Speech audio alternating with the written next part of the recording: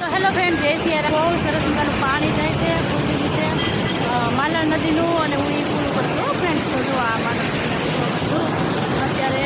અને એટલી સરસ મજાની માછલી છે ને, હું તમને બતાવું તો કેવી માછલી ઉડે છે. જુઓ તમે મારા કાળજન કોટકા ઉદિયામાં નામ છે તમારા, ઉદિયામાં નામ છે એ મારા સાઈબા.